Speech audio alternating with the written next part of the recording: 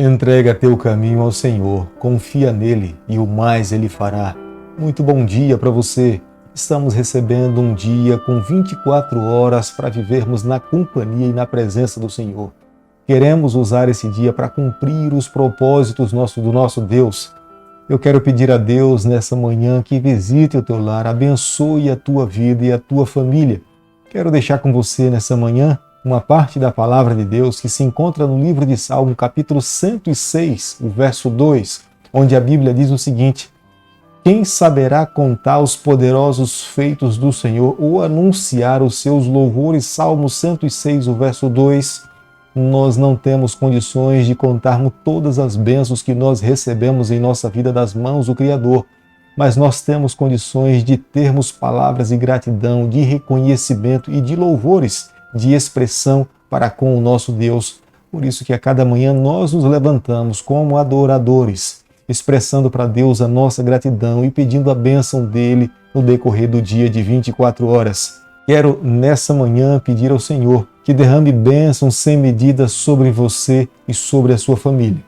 A cada manhã nesse canal nós somos desafiados a amarmos cada vez mais a palavra do Senhor.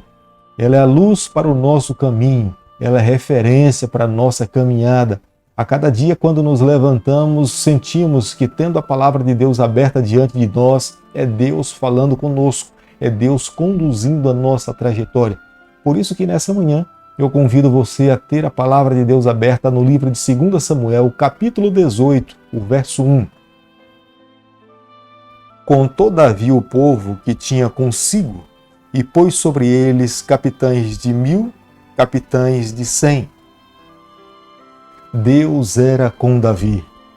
Embora Davi tivesse vivendo os momentos mais difíceis da sua vida, Deus não tinha abandonado o seu rei.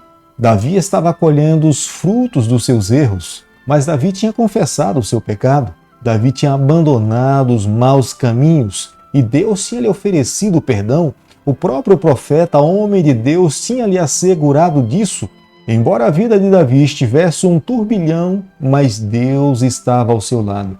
As suas decisões eram sábias, as suas decisões eram sensatas. Como um soldado israelita, homem de Deus, Davi monta a estratégia para se defender contra o seu filho. E Davi os divide numa fileira de 100, numa fileira de 1000 e gradativamente ele envia esses soldados para que possam confrontar com o exército de Absalão.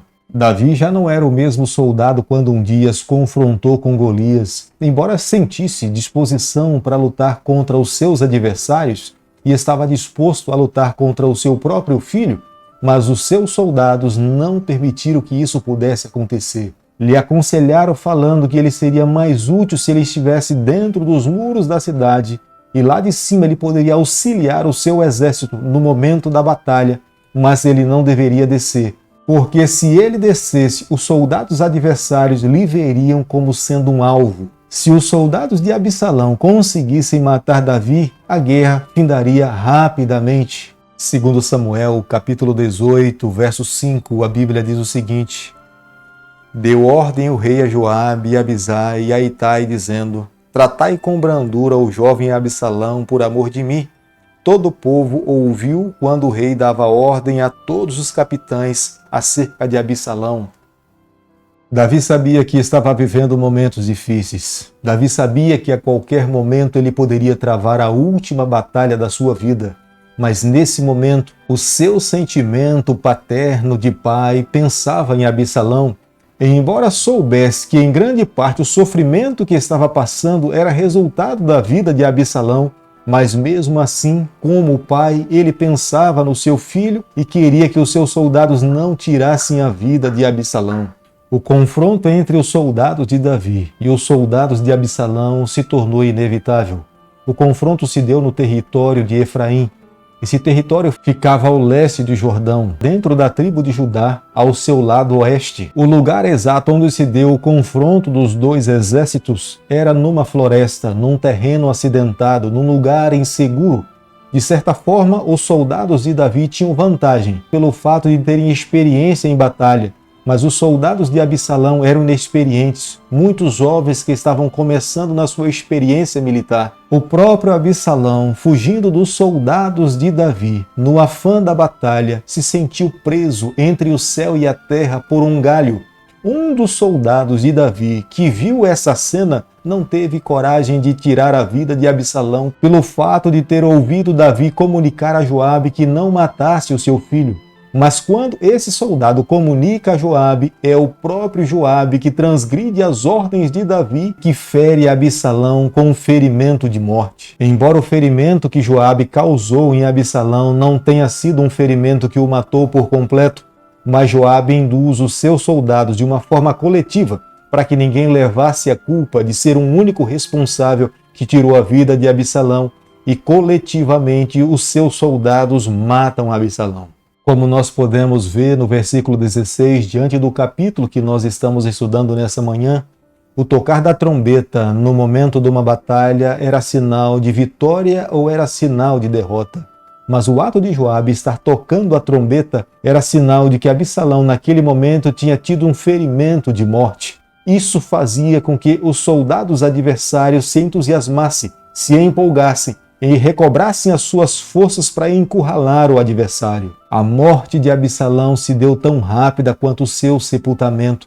A velocidade, naquele momento, para sepultar Absalão era em relação à desgraça que ele tinha causado para o seu pai, para o reino e para todos os soldados. Quanto mais rápido eles enterrassem Absalão, mais rápido eles ficariam livres daquele sofrimento. No capítulo 18 do livro de 2 Samuel, o versículo 18, a Bíblia diz o seguinte: Ora, Absalão, quando ainda vivia, levantara para si uma coluna, que está no vale do rei, porque dizia: Filho nenhum tenho para conservar a memória do meu nome, e deu o seu próprio nome à coluna, pelo que até hoje se chama o monumento de Absalão. Na verdade, possivelmente Absalão tenha levantado esse monumento antes de se tornar pai. Mas Absalão, antes da sua morte, ele se tornou pai de 3 filhos e uma filha. Absalão estava morto, embora Davi não soubesse. Esse era um momento difícil porque teria uma responsabilidade nas mãos de comunicar a Davi a respeito da morte do seu filho. E é nesse instante que Aimás, filho do sacerdote, ele acreditava que ele poderia ser responsável de levar essa notícia para Davi.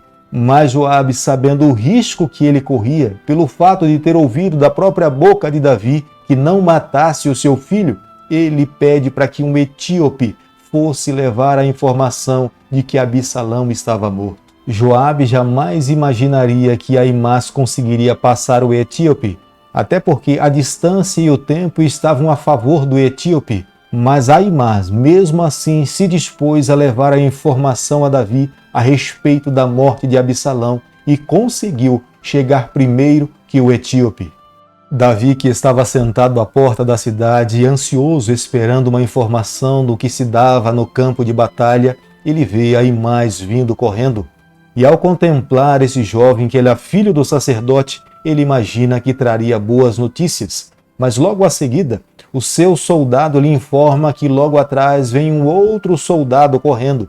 E quando Aimás se aproxima, ele pergunta: está bem um jovem Absalão? Davi, assentado na porta da cidade, o seu coração batia ansioso para saber o resultado do que tinha acontecido no campo de batalha. Mas na verdade o que preocupava Davi era o bem-estar do seu filho Absalão. Embora Absalão lhe estivesse feito tanto mal, lhe provocado tanta dor e sofrimento, mas mesmo assim, o coração do pai Davi tinha uma tremenda preocupação para com o seu filho Absalão. Davi tinha plena consciência dos seus erros. Davi tinha plena consciência dos seus pecados. Davi sabia que, em grande parte, a maneira pela qual Absalão agia era resultado da sua má influência dentro do seu lar. O seu mau testemunho levou Absalão a agir da forma que agiu. Davi se sentia não só responsável pela vida de Absalão, mas também por todo o seu reino. Tudo que ele tinha vivido antecipadamente diante do profeta Natã, ele sabia o que de fato teria que passar. A palavra de Deus é um livro sagrado. Tenho certeza que muitas partes da Bíblia fala com você, mexe com a sua vida. Mas quando nós olhamos para o último versículo do capítulo 18, nós nos deparamos com um pai, o rei Davi, subindo numa parte superior da sua casa, e lá de cima as pessoas que estavam embaixo ouvem o seu choro e as suas palavras dizendo: "Ah, Absalão, se eu pudesse morrer no seu lugar." Davi sabia quem ele era, Davi sabia da sua culpa, Davi sabia dos seus erros, Davi sabia o que ele tinha provocado dentro da sua casa e da sua família e para o seu próprio reino. Aquele choro era um desabafo por não saber até onde teria que pagar pelas consequências do seu erro. Querido amigo, nessa manhã, ao concluirmos o estudo do livro de 2 Samuel, capítulo 18, eu e você, nessa manhã, nós precisamos chegar a uma conclusão. A primeira delas, quando nós vemos a triste cena de Davi preocupado com seu filho, embora tendo consciência dos seus erros e sabendo que em grande parte os erros de Absalão era resultado da sua própria má influência, Davi agora chora pela morte do seu filho Absalão. Nessa manhã, eu e você, nós precisamos ter consciência que nós temos um pai. Embora o nosso pai seja perfeito, o nosso pai em nenhum momento se envolveu com o pecado, em nenhum momento o nosso pai cometeu alguma falha, mas temos um pai que nos ama de uma forma incondicional, um pai que deseja que nós possamos um dia voltar a estar na sua companhia, um pai que na cruz do Calvário entregou a sua vida para que pudesse nos redimir de todos os nossos pecados. Embora Davi naquele momento estivesse falando: "Ah, se eu pudesse morrer no teu lugar", nós temos um pai que morreu para nos dar o direito da vida eterna. O que eu e você nessa manhã precisamos fazer é aceitar o amor desse pai, é nos colocar nos seus braços, é render o nosso coração à sua vontade, e vivendo dessa forma, nós teremos a alegria de um dia estarmos com o nosso Deus e viver com Ele por toda a eternidade. Querido Pai, nas tuas mãos nessa manhã nós nos colocamos, confessamos as nossas falhas, nos rendemos à tua grandeza e à tua majestade. Por favor, Senhor, fica conosco, nos abençoe, nos toma nas tuas mãos, nós oramos, nós pedimos e o fazemos em nome de Jesus. Que o Senhor te abençoe e te guarde, que Ele faça resplandecer o seu rosto sobre você, que Ele tenha misericórdia de você, que sobre você, nessa manhã, Ele levante o seu rosto e conceda a sua paz em nome de Jesus. Amém.